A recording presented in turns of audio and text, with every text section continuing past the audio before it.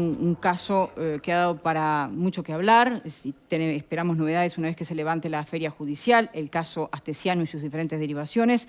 Ahora se conoce que la justicia resolvió, declarar como reservadas las comunicaciones entre el presidente de la República, Luis Lacalle Pou, y su entonces custodio personal, Alejandro Astesiano. Vamos a hacer un repaso de esta novedad y venimos para el debate.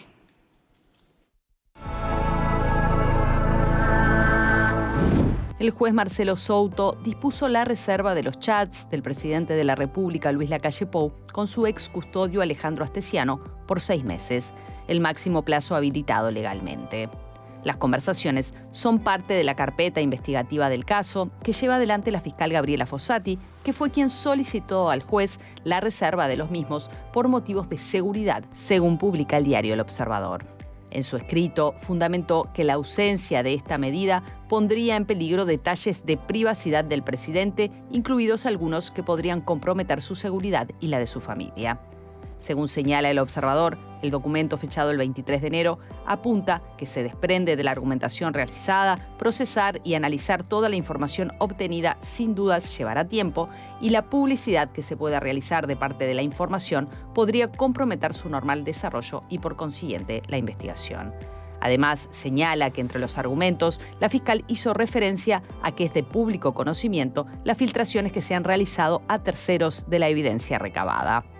El juez del caso, Alejandro Astesiano, había dispuesto la reserva por 40 días el 23 de diciembre, pero la fiscal explicó al juez de feria Souto que el plazo no iba a ser suficiente para sintetizar toda la información. Esto, fundamentalmente, debido a la feria judicial que tiene lugar entre el 24 de diciembre y el 1 de febrero. Muy bien, y ya que tienen el título y están ejerciendo plenamente su función, ¿qué implica esto de la reserva? ¿Para quiénes está reservado? Voy contigo, Pablo, que estás tal vez más en el ámbito penal y después Marta nos complementa. Bueno, la reserva lo solicita la Fiscalía cuando en el correr de la investigación entiende que si se filtra algún dato de esa prueba que se está agregando en la carpeta fiscal, se filtra si accede la defensa o alguno de los imputados puede perjudicar la investigación. Entonces tiene la posibilidad de poder solicitarla, por lo general le dan 40 días para que se mantenga reservado y así continúa trabajando la Fiscalía en forma reservada sobre esa prueba. La defensa puede oponerse, lógicamente, por lo general la posición de la defensa nunca prospera, pero sí de pronto reducir el plazo. En este caso se pide, aparte de la reserva de los 40 días, la fiscal Fossati entiende que va a precisar un poco más de tiempo y pide el máximo de reserva, que es hasta el 22, 23 de junio, una cosa así. 6 meses. Exactamente, por ahí anda la cosa. Y no pueden acceder ni las defensas ni los imputados al contenido, en este caso, de estos chats que fueron agregados a la carpeta fiscal, a la carpeta investigativa fiscal. En un contexto, además, como decía por allí el informe, en el que las filtraciones han sido moneda frecuente. Está más que acreditado eso, ¿no? Creo que si ese fue el argumento, creo que fue ese el argumento principal. El argumento de la seguridad del presidente. Exacto, de la fiscal, está más que acreditado que insólitamente se han dado filtraciones de todo tipo y color, ¿no? Con el tema de los chats. Entonces, creo que amerita acredite, después veremos a ver qué es lo que sucede. ¿Se suele reservar una parte, como es en este caso, claro, o podría haber pedido la reserva de toda la causa la fiscal? No es común, no es común. La reserva de toda la causa no es común. Por lo general, en el correr de una investigación, y de hecho en un proceso, a veces la Fiscalía solicita una reserva de una prueba en particular. Reservar toda la investigación fiscal es un hecho que aparte ya hasta viola las garantías, ¿no? del proceso, entendámonos. Digo, yo como defensa no puedo entrar en un juicio y tratar de defender a mi cliente si no tengo absolutamente conocimiento alguno de lo que tiene la carpeta fiscal. Entonces, en el 99,9% de los casos, lo que hacen los fiscales es la prueba que entienden conveniente, que tienen que diligenciar en ese momento, piden la reserva. Trabajan 30, 40 días y luego se levanta la reserva y ahí se puede acceder. Tengo una pregunta para Pablo. A ver. En esa reserva que amplía la fiscal, supongamos que comienza ahora en estos días, ¿no? Y comience a filtrarse información de esa reserva. ¿Qué podría significar? ¿Quiénes tienen acceso exclusivamente a lo que está reservado? A lo que está reservado. Bueno, se dio con los otros chats. No, pero ahora... Acá los que tienen acceso son la Fiscalía, los adjuntos, algún funcionario fiscal que está allí en la vuelta. Policía. La policía, eventualmente, científica, que va a hacer un análisis de esos chats y va a entregárselos a la Fiscalía. Y después, en este caso en particular, los abogados defensores no tienen acceso. Porque si yo voy a solicitar la carpeta, está decretada la reserva, no me la dan en Fiscalía. Por lo cual, no tengo acceso alguno. El abogado defensor, los imputados, eventualmente alguno que participe, un tercero, en el caso de alguna víctima más, que no es este caso, no tiene acceso. O sea, sería solo Fiscalía, adjuntos, algún funcionario de la Fiscalía y Policía Científica, en este caso, que hacen el análisis de los chats. O por el otro lado, el único que no tiene acceso a lo reservado es la defensa. La defensa y los imputados, exactamente. Solo Fiscalía vos ya y la estás policía. queriendo descartar, vos decís, si no se filtra, ya sabemos quién se... Mirá que te conozco, por dónde vas. Ah, claro. Si esto no se filtra, si ya no sabemos... se filtra es porque... Bueno, ejerce su oficio de periodista, ¿no? Sí. Yo no puedo ni asegurar ni... No, está claro, nada. está claro. Simplemente, objetivamente, la situación es esa. Creo que en realidad era un poco lo que estaba detrás de mi pregunta también, ¿no? ¿Quiénes tienen acceso? Yo también te conozco. Sí. Bueno, por ahí está la filtración. Bien, Marta... A ver, sí. yo entiendo que es lógico, por varias razones, que se pida la extensión del plazo. Primero, que debemos recordar que los funcionarios, tanto de Fiscalía como del Poder Judicial, tienen carencias de personal para trabajar en los temas. Generalmente tienen demasiadas carpetas, demasiados problemas y no pueden, en esos plazos que se ponen, abarcar todo. Por otro lado, debemos entender que Astesiano era una persona que estaba muy cerca al presidente, con lo cual es lógico que tuviera un cúmulo de conversaciones extenso. No era un contacto ocasional que se escribirían una vez por semana. O sea, había un contacto fluido, esta persona de alguna forma estaba en contacto con los hijos del presidente, con la esposa. Hay muchas charlas que no deben tener relevancia para la causa que se está tramitando y que es lógico que se haga como, bueno, una selección de aquellos que tengan que ver con, mirá, mi hijo fue a tal lado, fija, eso hay que, ¿no? que excluirlo. Lo entiendo, lo comprendo, lo que no entiendo es por qué genera tanto ruido. Porque estamos cuidando a la figura de más ni menos que del presidente. Entonces, todo lo que tenga que ver con el ámbito íntimo de su vida, los hijos, como que no veo por qué tendría que estar en el ojo de la tormenta cuando todas las conversaciones se han filtrado de forma increíble. Cabe preguntarse quién fue, no sé si alguna vez se sabrá, calculo yo que por cómo vivimos no se va a saber quién fue.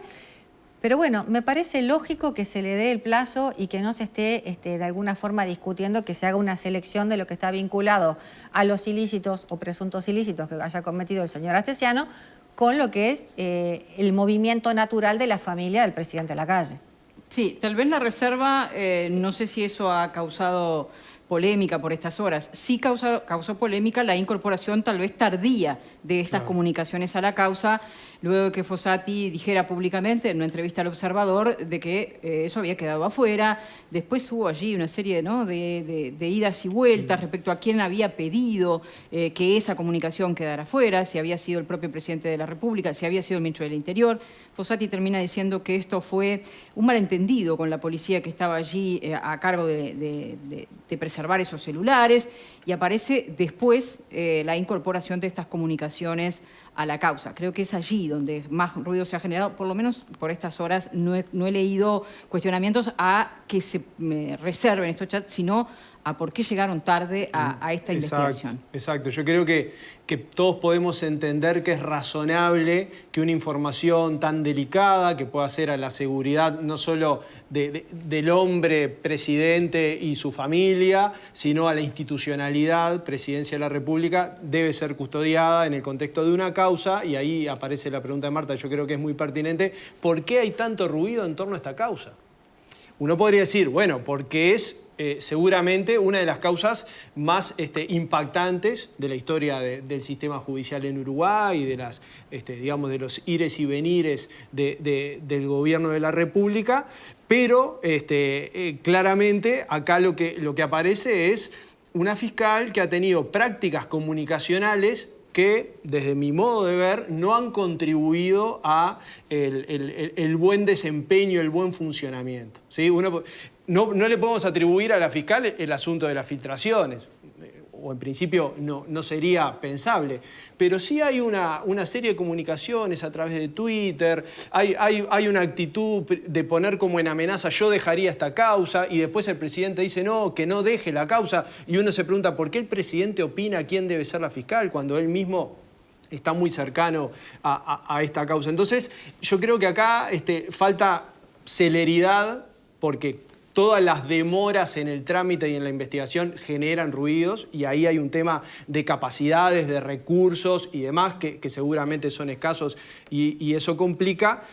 Pero también hay un comportamiento de la fiscal, sobre todo en su forma de comunicar públicamente, que creo que no es bueno, ¿sí? Uno diría, tiene libertad de comunicarse, nadie, digamos, normativamente entiendo que no está impedida a tener expresiones públicas, pero uno dice, no es lo que uno esperaría de una fiscal que está a cargo de un asunto tan delicado. Yo creo que eso no ha contribuido, ha generado ruido, y cuando el ruido se instala y cuando la desconfianza se instala, vaya si después es difícil. Pero esta medida concreta de la reserva de estas comunicaciones, ¿le genera ruido? No, a mí no, justamente. Yo empecé por ahí, o sea, Bien. Me parece razonable. Lo que pasa es que como se da en el contexto de una causa donde el ruido está instalado, ahí, bueno, todo, mientras no haya celeridad en las actuaciones, acumula en un sentido negativo. ¿Para ustedes quedó claro este episodio, en la incorporación de estas comunicaciones, de estos mensajes? Yo dije de manera tardía, bueno, esas son maneras de ver. Después que la investigación inicial. De hecho, ustedes recordarán también que se habló en un principio de que no eran ni siquiera todas las comunicaciones, ¿no? Se iba a recuperar parte de esas comunicaciones que después se entrega directamente Presidencia a Fiscalía, que son estas que se están preservando ahora. ¿Quedó claro el episodio cómo fue? Yo creo que quedó bastante ¿Sí? claro.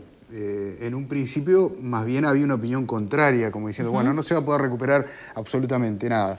El peritaje realizado, los instrumentos que se utilizaron, las herramientas que se utilizaron para peritar esos celulares, bueno, uno puede llegar a pensar, ¿es todo? Y bueno, capaz que no. Eran pero todos los celulares. ¿Y cómo lo sabemos? Nunca lo vamos tenés a cómo saber. Yo en este caso tengo más preguntas que respuestas, ¿no? Pero creo que los cuatro además coincidíamos en el tema de que es natural esa reserva sobre la figura del presidente y lo que Diego decía, la institucionalidad además que ostenta obviamente el cargo del primer mandatario.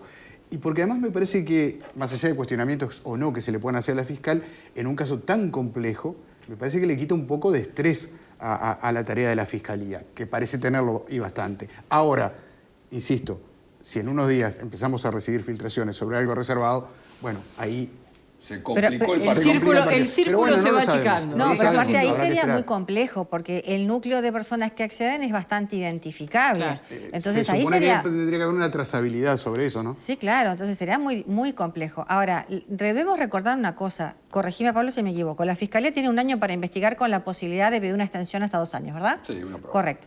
Entonces, las demoras que le pueden parecer a las personas cuando tienen su causa en trámite, te dicen, pero es demasiado, yo quiero una respuesta. Bueno, pero debemos recordar lo mismo. Tenemos una Fiscalía que no tiene un fiscal de corte, que quedó Gómez allí... Pidiendo cambio. Sí, tratando de cubrir un lugar. Desde el gobierno no hay una definición de quién lo supliría. De hecho, ya llevamos un montón de tiempo y no se ha nombrado otro fiscal, no hay acuerdos. Subía por otro lado que quiere un triunvirato. Bueno, entonces tenés eso.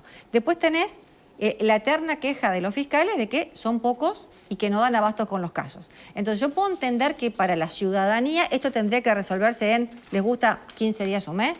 Ahora, tienen 1 año y la posibilidad de extensión a 2. Entonces, el pedir celeridad, yo les diría que conozco mucha gente que tiene sus casos en trámite y que te pide la misma celeridad, pero como no llegan a la prensa, tienen que tomarse su tecito en su casa y esperar los tiempos naturales. La causa no se resuelve, porque cuando la fiscalía se toma el año y Exacto. medio y demás, y acusa, porque, ¿qué es lo que pasa? Estamos acostumbrados a que los casos se resuelven porque... Hay acuerdos. Hay acuerdos. El proceso abreviado, entonces en 3-4 días se hace un acuerdo, Y se chum, terminó y se claro. resolvió el caso. Un Pero, 80 y pico % creo de No, las causas 90, o más. 90, claro. La más. defensa había arrancado por ahí. en su momento. En su momento. Pero en su después cambió de momento. opinión. Después Pero cambió de digo, opinión. el caso se resuelve si se pone de acuerdo la defensa y el fiscal con la pena, etcétera, etcétera. Estamos acostumbrados a eso porque vemos continuamente en la televisión, claramente, casos muy sonados que ya tienen una pena. Y a mí me parece perfecto y está muy bien. Ahora, esto no ser, como bien dice Marta, la fiscal va a investigar 1 año, quizás pide una prórroga de otro año más y luego va a tener la obligación de acusar o sobreseer, pero si acusa, que creo que va a acusar, ¿no? Sí, claro. Claramente, ahí va a venir un juicio. donde va a tener una resolución, va a ser largo, con audiencias, etcétera, etcétera, y que de pronto puede demorar 3 años más. Entonces digo, esa es la resolución que tiene un caso. Estamos acostumbrados al proceso abreviado, pero la resolución de un caso de esta magnitud es esa. Aunque la fiscal esté aunque la fiscal esté enteramente trabajando para este caso. Por supuesto, porque lo que varía en el tema de los plazos es la posibilidad que tienen los fiscales, que están sobresaturados de trabajo, y esta es una de las fiscalías más de flagrancia, que es tremendo. Tiene todo. Tiene de la todo. rapiña, los robos, todo. De acusar, cuando acuse. Después vas a ir a otro juzgado, el juicio se va a diligenciar, quizás esta fiscal cambie y no esté y venga otra. O sea, digo, son casos que no se van a resolver de un día para el otro. Justamente lo que ustedes plantean tiene que ver con lo que también planteaba Olivera, ¿no? El estrés, una causa que para algunos es una causa de las más relevantes de los últimos tiempos, una exposición bastante mediática de la Fossati, por lo menos a través de las redes sociales, y uno dice, bueno, tiene tanto para hacer la fiscal y está tan estresada con esta causa, y sin embargo aparece en las redes sociales muy activamente, tal vez que generando polémica en sus dichos. Todos sabemos que quería pasar a Fiscalía de Delitos Económicos, un pase que al final no se dio, por, bueno, justamente todas estas circunstancias, ¿no? La posibilidad de cambiar de fiscal en una causa como esta, que hasta el propio presidente de la República dijo no conviene. Y esto generó nuevas apariciones en las redes de la fiscal. Yo no estoy de acuerdo con eso de que no conviene. Eso no. Bueno, lo dijo el presidente. No, bueno, pero no sé si con estas palabras exactas, pero sí. No conviene porque está al tanto de la causa. Va a venir otro fiscal y se pone al tanto de la causa. O sea, si se hubiese cumplido con lo que de algún modo Gómez le había prometido a Fossati, usted va a pasar a delitos económicos antes de lo No incide absolutamente nada. A ver, vamos a entendernos. Alejandro Machado, que hoy es titular de una fiscalía de estupefacientes, va a pasar a delitos económicos, ¿no? Y complejos. A esa fiscalía de estupefacientes viene Rodrigo Morosoli, que es un fiscal de flagrancia.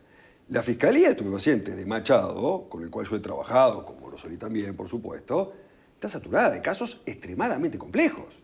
Lo que pasa es que no son públicos, pero son casos extremadamente complejos.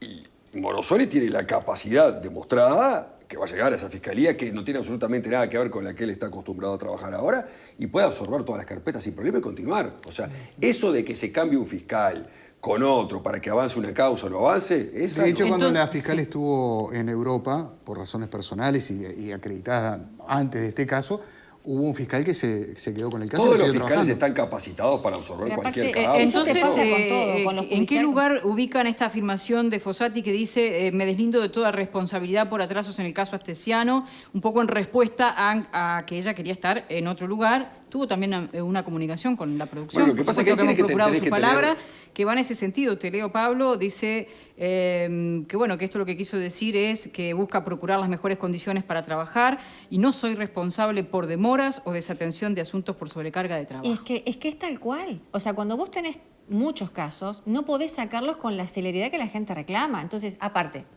me cuestiono. Pero si cambian a la fiscal, el caso va a seguir siendo tan extenso, tan complejo, y va a quedar en la misma fiscalía. Exacto, cambia simplemente no será la persona. Fossati Cambia la la persona, pero va a ser otro. La fiscalía de ese turno continúa trabajando en ese caso. Va a venir otro fiscal y va a continuar trabajando. Mira, en el interior, cuando vos haces casos, no es inusual que te cambien el juez. Y vos venías con un ritmo de audiencias, de resolución, en un sentido, te cambian el juez y capaz que te cambian hasta la frecuencia de las audiencias. Digo, eso es parte de la vida judicial normal, no tiene que generar sorpresa. Lo que a mí sí, y entiendo lo que la fiscal dice, es que esa presión para que ella le dé prioridad a este caso por sobre encima no es justo con los otros casos que no son tan mediáticos, pero que las personas tienen derecho a tener su trámite. Por supuesto. Entonces, ante la ley todos iguales. Exacto. Pero de todas maneras, para la Fiscalía institución, no todas las causas tienen la misma complejidad.